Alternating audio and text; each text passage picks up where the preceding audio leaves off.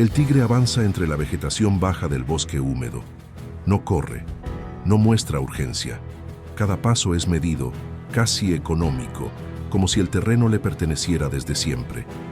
A pocos metros, algo se desplaza bajo las hojas empapadas, sin producir sonido reconocible. Durante un instante nada ocurre. El tigre se detiene. Su cabeza desciende levemente. El movimiento no es agresivo, es evaluativo. En estos bosques, la información llega tarde y siempre incompleta. La visibilidad rara vez supera unos pocos metros, y el suelo oculta tanto como revela. Entonces, el cuerpo del pitón aparece. No surge de golpe, se insinúa. Un tramo grueso, oscuro, inmóvil. No hay ataque, no hay siseo, solo presencia. El tigre no retrocede de inmediato. Observa, calcula. Frente a él no hay presa clara ni rival conocido. Hay una forma que no encaja en su repertorio habitual de amenazas. La pitón tampoco avanza. Su estrategia no depende de la iniciativa. Permanece donde está, confiando en que el entorno limite las opciones del otro animal. Ambos comparten el mismo corredor natural, un paso estrecho entre vegetación densa y suelo saturado de agua. El aire es pesado. Los sonidos del bosque parecen apagarse. Este tipo de encuentros casi nunca queda registrado. Ocurren lejos de cámaras, lejos de observadores. No porque sean imposibles, sino porque duran poco y no dejan señales evidentes. La mayoría termina antes de empezar, pero este no. Aquí la distancia es mínima. Un movimiento brusco podría provocar una reacción irreversible. Un error, incluso pequeño, tendría consecuencias inmediatas. El tigre lo sabe. La pitón también. En los próximos segundos, sin confrontación directa, sin combate visible, algo se resolverá. No por fuerza, sino por decisión.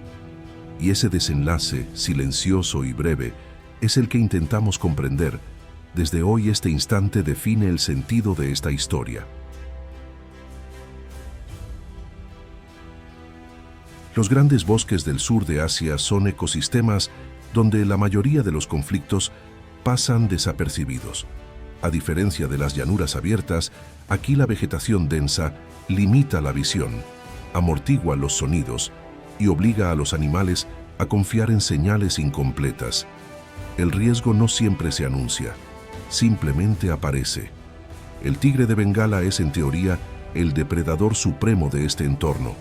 Su tamaño, fuerza y experiencia lo colocan en la cima de la cadena trófica. Rara vez enfrenta amenazas directas. La mayoría de los animales detecta su presencia con anticipación y se retira mucho antes de que el tigre tenga que actuar. Sin embargo, esta supremacía tiene límites. El tigre depende de la previsibilidad del entorno. Senderos conocidos, olores familiares, presas habituales.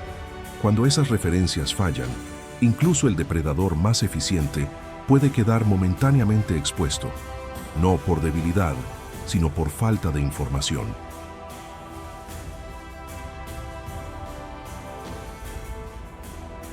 La pitón gigante representa una anomalía dentro de este sistema.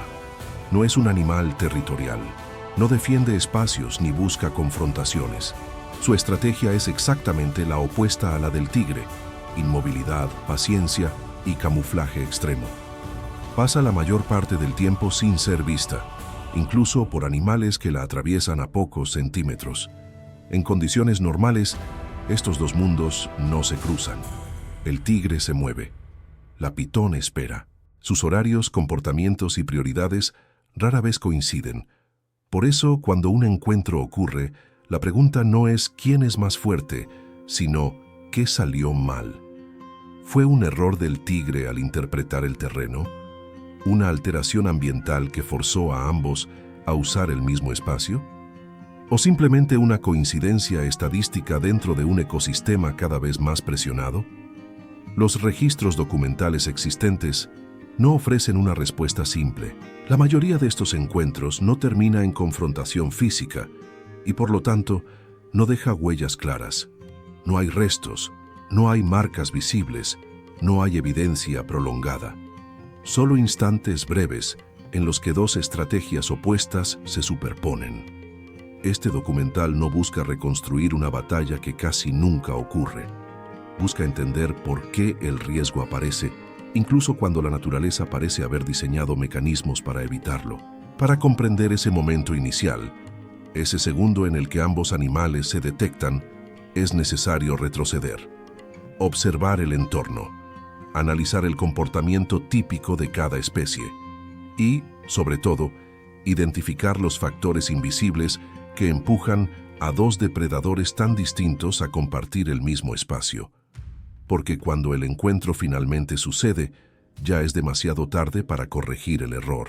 Para entender por qué un tigre de Bengala y una pitón gigante pueden coincidir en el mismo espacio, es necesario observar el entorno más allá de la superficie. No se trata solo de animales, sino de cómo el paisaje condiciona cada movimiento.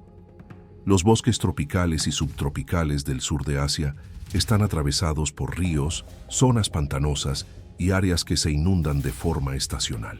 Durante ciertos periodos del año, el terreno firme se reduce y los desplazamientos se concentran en corredores naturales elevados utilizados por múltiples especies.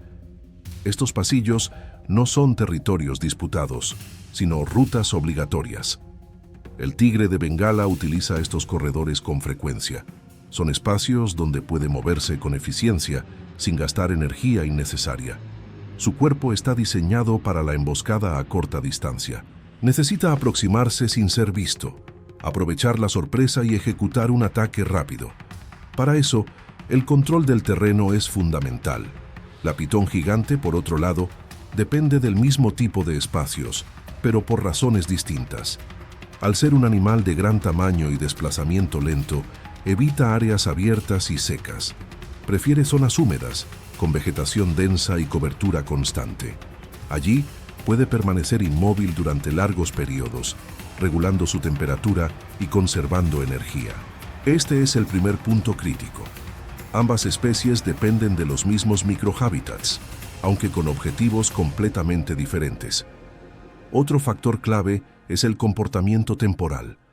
Los tigres son más activos durante el amanecer y el atardecer, momentos en los que la luz es baja y la actividad de presas aumenta. Las pitones no siguen un patrón horario tan definido. Su actividad depende más de la temperatura ambiental que del ciclo día-noche. En días nublados o después de lluvias intensas, estos patrones se superponen. Desde el punto de vista sensorial, la diferencia es aún más marcada. El tigre confía principalmente en la vista y el oído, complementados por un olfato desarrollado. La pitón, en cambio, percibe el entorno a través de vibraciones, cambios térmicos y señales químicas. No ve al tigre como él la ve a ella. Esto genera un desequilibrio informativo. El tigre puede detectar algo fuera de lugar sin identificarlo con precisión. La pitón puede sentir la proximidad de un cuerpo grande sin saber exactamente qué es. Ambos reciben señales incompletas. En la mayoría de los casos, estas señales bastan para evitar el contacto. El tigre cambia de ruta. La pitón se repliega lentamente, pero cuando el entorno limita las opciones, por agua, vegetación cerrada o actividad humana cercana, las posibilidades de evasión se reducen. Aquí aparece el elemento que rara vez se menciona: la presión externa. La fragmentación del hábitat, el tránsito humano y la reducción de presas obligan a los animales a usar espacios cada vez más previsibles. Lo que antes era una coincidencia improbable se vuelve poco a poco más frecuente. No porque los animales cambien su comportamiento de forma consciente, sino porque el margen de error se estrecha. Este contexto no convierte el encuentro en algo inevitable, pero sí explica por qué, en determinadas condiciones, un tigre de Bengala puede encontrarse frente a frente con una pitón gigante sin haberlo planeado. Y por qué, cuando eso ocurre, ambos reaccionan con cautela extrema. El choque no nace del conflicto. Nace de la convergencia silenciosa de necesidades biológicas. El primer indicio de riesgo no es visible. Es ambiental. Tras varios días de lluvias intermitentes, el nivel del agua en las zonas bajas del bosque comienza a subir. Pequeños arroyos se desbordan y los suelos firmes se reducen a franjas estrechas entre vegetación cerrada. Los animales no lo interpretan como una amenaza inmediata, pero ajustan sus rutas casi sin notarlo. El tigre de Bengala recorre uno de estos corredores con normalidad. No está cazando de forma activa. Se desplaza entre áreas conocidas, marcando presencia, evaluando olores recientes. Su comportamiento no indica tensión. Para él, el entorno sigue siendo reconocible. Sin embargo, hay detalles que empiezan a cambiar. Las presas habituales escasean en las zonas inundadas. Los sonidos son distintos. El barro amortigua las pisadas y distorsiona la percepción de distancia. El tigre reduce la velocidad, no por precaución consciente, sino porque el terreno lo exige. A pocos metros, la pitón gigante ya ocupa ese mismo espacio. No llegó allí buscando al tigre. La acumulación de agua la empujó hacia una zona ligeramente elevada, con cobertura vegetal suficiente para permanecer oculta. Su cuerpo está parcialmente extendido, en una posición defensiva pasiva. No espera una presa grande, simplemente ocupa el único lugar viable. Este es el segundo indicio, la superposición forzada. Ninguno de los dos animales tiene una ruta clara de escape sin exponerse. El corredor se estrecha. A ambos lados, la vegetación es demasiado densa para maniobrar con rapidez. La distancia entre ellos se acorta sin que exista una intención directa. El tigre percibe una vibración leve, se detiene, no identifica una presa, pero reconoce un volumen, algo grande, algo inmóvil. La información no es suficiente para atacar ni para huir de inmediato. La pitón, por su parte, detecta el cambio térmico, un cuerpo caliente, pesado, cercano. Su respuesta no es agresiva. Ajusta la posición, contrae parte del cuerpo, preparándose para protegerse si es necesario. Aquí aparece el tercer indicio, la duda compartida. Ambos animales están programados para evitar riesgos innecesarios. El tigre no se enfrenta a lo desconocido sin una ventaja clara. La pitón no inicia un conflicto con un animal que no puede dominar con certeza. Durante estos segundos, ninguno actúa, pero ambos evalúan. El entorno amplifica la tensión. La humedad dificulta el movimiento rápido. Un resbalón podría ser fatal. Una mordida mal calculada también. La pitón sabe que una lesión grave la dejaría vulnerable durante semanas. El tigre entiende que una constricción, incluso breve, podría comprometer su capacidad de caza. Los registros observacionales muestran que este tipo de pausas son comunes antes de encuentros peligrosos. No son momentos de enfrentamiento, sino de lectura del entorno. Microdecisiones que no siempre se perciben desde fuera, pero que definen el resultado. El silencio se prolonga. El tigre ajusta el peso de su cuerpo hacia atrás, apenas perceptible. No es retirada, es preparación. La pitón eleva levemente un segmento del torso, no como amenaza, sino como advertencia pasiva. Todo indica que el siguiente movimiento será decisivo, no porque uno deba atacar, sino porque el margen para seguir evitando el contacto se está agotando. El bosque, el agua y la vegetación han reducido las opciones a un punto crítico. El choque aún no ocurre, pero cada elemento del entorno sugiere que, si alguien comete un error en los próximos instantes, las consecuencias serán inmediatas. La inmovilidad se rompe con un gesto mínimo. El tigre desplaza una pata hacia atrás, apenas unos centímetros. El movimiento es lento, controlado, pero suficiente para alterar el equilibrio del barro bajo su peso. El sonido es casi imperceptible. Para cualquier otro animal pasaría desapercibido. Para la pitón, no. El cuerpo del reptil se contrae de inmediato. No avanza. No huye. Reacciona cerrando espacio, compactándose. Es un reflejo defensivo. En ese instante, ambos animales saben que el margen de neutralidad se ha perdido. El tigre levanta la cabeza y fija la mirada. No hay rugido. No hay demostración de fuerza. La evaluación continúa, pero ahora con información más clara. El volumen es real, el cuerpo es largo, el riesgo es concreto. La pitón eleva parte del tronco, formando una curva rígida. No intenta morder. Su objetivo no es atacar, sino impedir que el tigre se acerque lo suficiente como para iniciar un contacto directo. cualquier constricción requeriría proximidad total, algo que la pitón no puede garantizar en ese espacio reducido. El aire parece comprimirse. Un ataque frontal del tigre implicaría exponerse al cuerpo del reptil, perder movilidad en el suelo inestable y aceptar la posibilidad de quedar parcialmente envuelto. Una mordida rápida podría no ser suficiente. El riesgo supera el beneficio. Para la pitón, iniciar una constricción contra un animal de ese tamaño supondría un gasto energético extremo y un peligro significativo de lesiones internas. Incluso una victoria dejaría consecuencias prolongadas. Ambos lo saben. Durante unos segundos el encuentro alcanza su punto máximo de tensión sin transformarse en combate. El tigre gira el cuerpo ligeramente, no para huir, sino para abrir un ángulo de salida. La pitón mantiene la postura elevada, siguiendo el movimiento sin avanzar. Finalmente la decisión se materializa. El tigre retrocede un paso completo, luego otro. No es derrota, es cálculo. Ha identificado un riesgo que no compensa. La pitón, al percibir el aumento de distancia, descomprime lentamente el cuerpo y se repliega hacia la cobertura vegetal más densa. El choque termina sin contacto físico. No hubo mordidas, no hubo constricción, no hubo vencedores visibles, pero el momento existió. En términos biológicos, este desenlace es el más frecuente. La naturaleza no favorece los enfrentamientos innecesarios, incluso entre grandes depredadores. El clímax no siempre se expresa en violencia, sino en la decisión de no cruzar un umbral. Aquí, ese umbral fue reconocido a tiempo.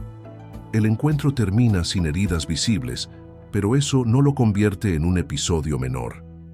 En los ecosistemas complejos, las consecuencias más importantes suelen ser invisibles. No se expresan en sangre ni en muerte inmediata, sino en ajustes de comportamiento que influyen en la supervivencia a mediano y largo plazo. Para el tigre de Bengala, la retirada no representa una derrota ni una pérdida de estatus. Al contrario, confirma una de las habilidades más importantes de un gran depredador, la capacidad de evaluar riesgos con precisión. Los tigres que alcanzan la edad adulta y mantienen territorios extensos, no lo hacen por enfrentar cada amenaza, sino por evitar aquellas situaciones en las que el resultado es incierto. Una lesión, incluso leve, podría reducir su capacidad de caza durante semanas. Una mordida infectada, una extremidad dañada o una caída mal calculada en suelo inestable bastarían para comprometer su dominio. En ese contexto, alejarse es una decisión funcional, no emocional. El tigre se retira con una información nueva. Ese corredor ya no es completamente seguro ni predecible. Para la pitón gigante, el desenlace también tiene implicaciones claras. Al no verse obligada a defenderse de manera activa, conserva energía y evita un gasto fisiológico extremo. La constricción es una estrategia eficaz, pero costosa. Requiere una inversión muscular intensa y expone al animal a posibles lesiones internas, especialmente cuando el oponente es grande y fuerte. Un intento fallido de constricción podría haber sido fatal para la pitón. Incluso un éxito parcial la habría dejado vulnerable durante días, incapaz de moverse con normalidad o de regular su temperatura de forma adecuada. El repliegue, en este caso, es coherente con su biología. Aquí se completa el elemento anticipado desde el inicio del relato: el error mínimo. No fue una decisión consciente de ninguno de los dos animales, sino el resultado de una convergencia forzada por el entorno. El corredor compartido, el aumento del nivel del agua y la vegetación densa limitaron las opciones disponibles. Todos esos factores estaban presentes desde el principio y ahora revelan su peso real.